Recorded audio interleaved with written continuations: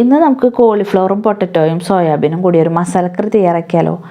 അതിനുവേണ്ടി കോളിഫ്ലവർ ഇതുപോലെ കട്ട് ചെയ്തെടുത്തിട്ട് ഒരു പാത്രത്തിൽ കുറച്ച് വെള്ളമൊഴിച്ച് അതിലിട്ട് 1/4 ടീസ്പൂൺ മഞ്ഞൾപ്പൊടിയും ആവശ്യത്തിന് ഉപ്പും ചേർത്ത് തിളപ്പിച്ച് പകുതി വേവാകുമ്പോൾ ഊറ്റിയെടുത്ത് മാറ്റി വയ്ക്കാം.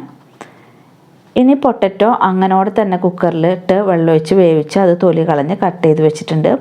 സോയാബീൻ മഞ്ഞൾപ്പൊടിയും ഉപ്പും ചേർത്ത് വെള്ളമൊഴിച്ച് വേവിച്ചെടുത്ത് പിഴിഞ്ഞ് നടു കട്ട് ചെയ്ത് വെച്ചിട്ടുണ്ട്. പിന്നെ 3 സബോളയും ഒരു തക്കാളിയും കട്ട് ചെയ്ത് വെച്ചിട്ടുണ്ട്. അതുപോലെ പച്ചമുളക് 3 എണ്ണം നടുകീറി വെച്ചിട്ടുണ്ട്. വെളുത്തുള്ളിയും ഇഞ്ചിയും ചതച്ചെടുത്തിട്ടുണ്ട്.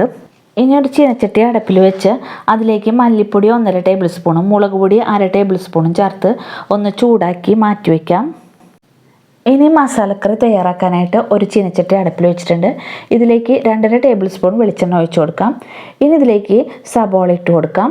ഇതൊന്ന് വാടി വരുമ്പോൾ ഇതിലേക്ക് പച്ചമുളക്, ഇഞ്ചി, വെളുത്തുള്ളി ചതച്ചത്, കറിവേപ്പില ഒക്കെ ഇട്ട് കൊടുക്കാം. ഇനി ഇതിലേക്ക് 1/2 ടീസ്പൂൺ മഞ്ഞൾപ്പൊടി, നേരത്തെ ചൂടാക്കി വെച്ച മല്ലിപ്പൊടി, മുളക് പൊടിയും ഇട്ട് കൊടുക്കാം. 1 ടീസ്പൂൺ കുരുമുളക് പൊടി, 2 ടീസ്പൂൺ ഗരം മസാലപ്പൊടി, 1 ടീസ്പൂൺ ചിക്കൻ മസാലപ്പൊടി ഇതൊക്കെ ചേർത്ത് കൊടുത്തിട്ട് നന്നായിട്ട് ഇളക്കി കൊടുക്കാം. ഇനി ഇതിലേക്ക് തക്കാളി കഷ്ണങ്ങൾ ചേർത്ത് കൊടുക്കാം. ഇതിൽ ഉപ്പിട്ടിട്ടില്ല, അപ്പോൾ ഇതിലേക്ക് ആവശ്യത്തിനുള്ള ഉപ്പ് ചേർത്ത് കൊടുക്കാം. എന്നിട്ട് ഈ തക്കാളിയൊക്കെ വാടി വരുന്നത് വരെ നന്നായിട്ട് ഇളക്കി കൊടുക്കാം.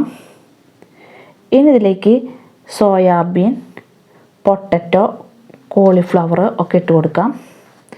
എന്നിട്ട് ഇത് നന്നായിട്ടൊന്ന് മിക്സ് ചെയ്തിട്ട് ഇതിലേക്ക് 1 കപ്പ് ചൂടുവെള്ളം ഒഴിച്ച് കൊടുക്കാം. എന്നിട്ട് ഇതൊന്ന് ഇളക്കി കൊടുത്തിട്ട് ഇത് മൂടി വെച്ച് വേവിച്ചെടുക്കണം. കുറച്ച് നേരം കഴിഞ്ഞ് തുറന്ന് നോക്കാം. ഇപ്പോൾ ഇത് നന്നായിട്ട് വെന്തിട്ടുണ്ട്.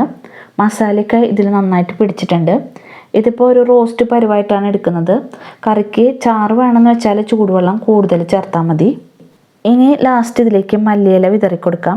എൻ്റെ അടുത്തിപ്പോൾ മല്ലിയില ഇല്ലാത്തതുകൊണ്ട് ഞാൻ ആഫ്രിക്കൻ മല്ലിയുടെ ഇലയാണ് ഇട്ട് കൊടുത്തിട്ടുള്ളത്. ഇതിന് മല്ലിയിലയുടെ അതേ ഒരു ടേസ്റ്റ് തന്നെയാണ്.